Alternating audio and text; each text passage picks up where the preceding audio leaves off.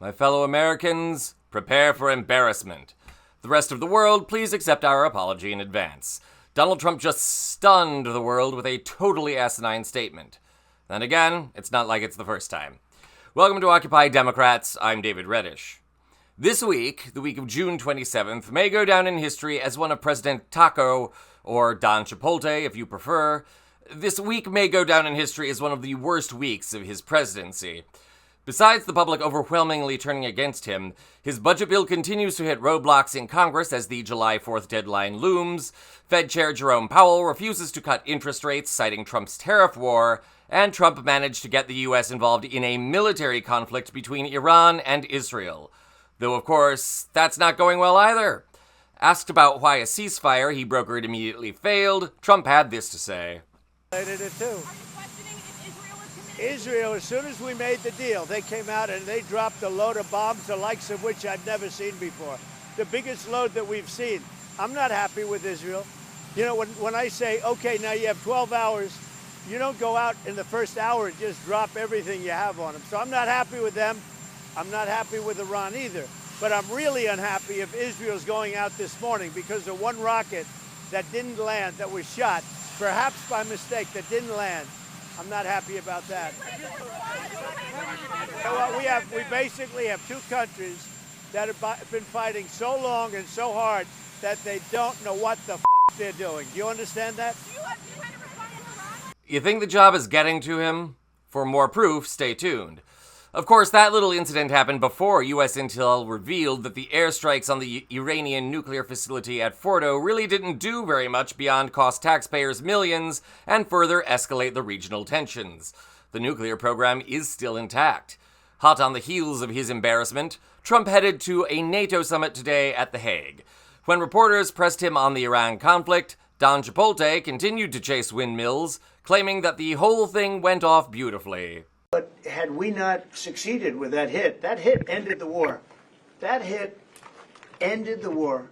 I don't want to use an example of Hiroshima. I don't want to use an example of Nagasaki. But that was essentially the same thing. That ended that war. This ended that with the war. If we didn't take that out, they'd be fighting right now. Once again, to the world, I'm sorry. I'm as embarrassed as you. And yes, it gets worse, so stay with me. Other than the obvious delusion of the statement, the war in Iran is not over, not by a long shot, and the conflict in Gaza continues, it's probably not the best optics to cite the success of dropping a nuclear bomb when defending taking military action to destroy an alleged nuclear bomb-making facility. Which is not even what the Fordo site was, but never mind. It's also not wise given that the war is still going on and the Iranians have vowed retribution, which would undoubtedly further escalate the conflict in the area. Moving on. Following that question about Iran and Israel, attention turned to another Trumpian humiliation, Ukraine. That war continues to rage on, and despite Trump's assurances that he could end the war and broker a peace deal, it also continues to escalate. A reporter questioned Trump about the state of the conflict, and Trump, ever so easily triggered, had this to say. Go ahead, right in the back. Yeah, you, tall one. The tall man. Mr. President, Johannes Petra from Austrian National Television. How are you? You once said that you would end the Ukraine war in 24 hours. You later said that sarcastically. Of course it was sarcastic. But you've now been in office for 5 months and 5 days. Why have you not been able to end the Ukraine war? Because it's more difficult than people would have any idea. Vladimir Putin has been more difficult. Frankly, I had some problems with Zelensky. You may have read about him. And it's been more difficult than other wars. I mean, look, we just ended a war in 12 days that was simmering for 30 years, frankly. We ended Rwanda and the Congo. It's coming to sign the documents. We've already signed basic documents, but they're coming, I think, to the White House on Friday. We ended, Serbia was going to go at it. But maybe the most important of all, India and Pakistan. And that wasn't whether or not they may someday have nukes like we're talking about in the Middle East, like we're talking about with Israel and Iran.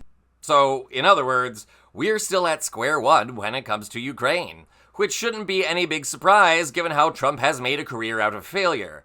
Why anyone still continues to believe that he's a very stable genius, brilliant at negotiation, is beyond me at this point. And for the record, this was not the only loony thing Trump said at the summit. See our other videos here on the channel for more. And thank goodness it did happen at a NATO summit. It's likely that the only way to end the war in Ukraine is to intimidate Russia by allowing Ukraine to join NATO. This tiny country has handed Putin his behind through sheer willpower and tenacity. I don't know about you, but I like those qualities in an ally. This is, by the way, also one of the big reasons why Putin is demanding to absorb all of Ukraine. He sees it as a key to rebuilding a Russian empire, and he knows that if it joins NATO, that will never happen. So, score one for democracy, freedom, and the USA there, even if all that comes despite Trump's worthlessness.